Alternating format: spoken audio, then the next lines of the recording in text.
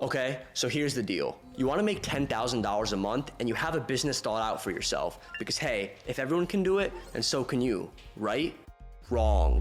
Hey guys, hope you're doing well. It's FaZe, and in today's video, I'm going to give you a rundown of the secret to choosing the right business model to put you on that path to $10,000 a month. My most popular video, which I've linked in the description, goes over the exact process of what I use to scale my business to $23,000 a month in under 90 days and how you can do the same. With that being said, let's begin. First things first, let's talk dropshipping, aka the devil in disguise. We've all heard about dropshipping and how XYZ has made a fortune from it, but there's something else that a lot of people fail to realize. The key to dropshipping is finding that product. But what no one tells you is the high amount of startup capital needed to make that into a winning product. Within the last couple of years, I've seen people spend so much money on ads only for it to not work out. Because in short, dropshipping comes down to one thing: the right product at the right time. Now, I'm not saying that it's not a viable business model, especially in 2023 when you have TikTok and Instagram and all of these other channels that you could drive traffic from. I'm only emphasizing that it comes with margins as low as 10%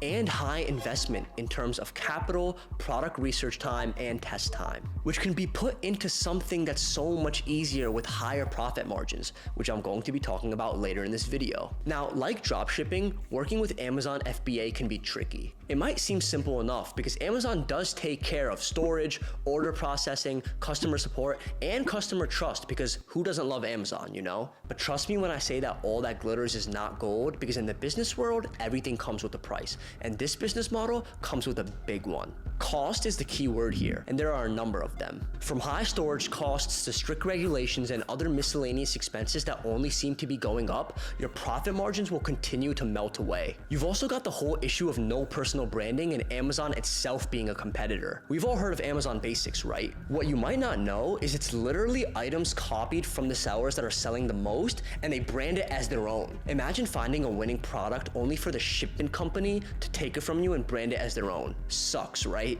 The next big thing I want to highlight is YouTube automation and the two major drawbacks that come with it. Number one, outsourcing the work and your team can get very expensive, especially if you're a beginner and you're just trying to figure out what works for you. Getting the work done from Fiverr and other freelancers might seem cheap at first glance, but that's not exactly the reality. Because once you do your research on just costs, it comes out to a hefty amount for just resources. Number two is demonetization risks. Even though YouTube automation is its own business model, it's not a separate entity, and therefore you're always dependent on YouTube. And since you're not independent, YouTube can take action against your channel. And we all know of some popular YouTubers who this has happened to. Okay, so let's move on to my next point, which is social media marketing agencies. This business model focuses on the contractor arbitrage business model, which is basically outsourcing the work to third parties. I mean, yeah, this is a gateway to the world because you could be sitting wherever you are and have clients all over the world in places like Paris, Dubai, New York, Miami, LA, you name it. Plus, the options are endless. I mean, you have short-form content agencies,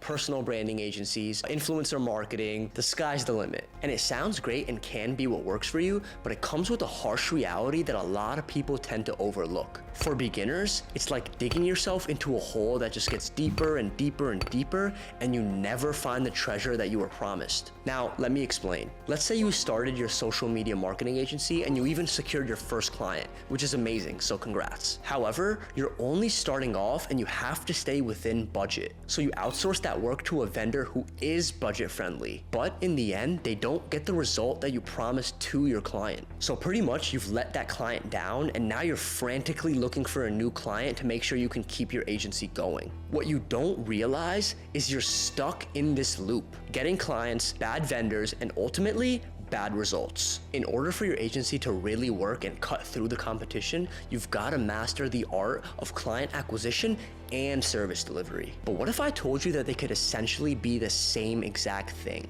Instead of doing what everyone thinks is right and falling into the trap of oversaturated, over-competitive markets, why not focus on what really works? Okay, so I know what you're thinking. Hey FaZe, why are you being so negative about all of these different business models? But trust me, it's all led up to this point. A game-changing business model that, if done right, will put you on the road to at least $10,000 a month. Lead generation. Remember how I talked about about being stuck in the client acquisition and service delivery loop with social media marketing and how they could be the same thing so that the loop doesn't exist anymore? Well, here it is. When it comes to lead generation, client acquisition and service delivery are exactly the same thing. They're the same skill. Lead generation is literally in the name, right? It's generating leads, which are clients. So basically, if you can get your first client, you're already on your way to getting results, because the fact that you got that client proves that you can get results for the client, because the skill is the same. Because the same way that you got that client hooked to you is how you're gonna get others hooked to your client. Essentially, you're delivering to them the same service that got them to you in the first place. Pretty crazy, right? And you know the best part? It's perfect for beginners because it's so easy to learn and the margins are super high. And I'm talking about 80 to 90% high. I was able to scale my lead generation agency past $23,000 a month in under 90 days with no past experience, without hiring a single employee, and working less than 4 hours a day. And I was able to keep my profit margins at above 90%. I know it sounds insane, but it's true. And that's why I'm gonna say over and over again that the lead generation model is the way to go. I've said this in my in-depth video on how I scaled my lead gen agency, and I'll say it again. You can be the best at anything in the world, but if you can't generate interest from the people that you want to sell to, you're never going to make any money. And trust me, I've been where you're at right now. I've spent years trying everything from SMMA to drop shipping to all these different business models, and I never made any real money until I started doing what I'm doing now. I learned the hard way, but that doesn't mean you have to too. If you really want to make money without the hassle of high costs and time-consuming efforts with low margins, I highly suggest clicking on the link below, which will take you to my in-depth video breakdown on exactly how I got to where I'm at and how you can do it too. But at the end of the day, the best advice I can give you is just start. Stop procrastinating and go for it, because failure is a lot better than sitting back and never trying at all. That's all for this video, so good luck, and I hope I'll see you in the next one.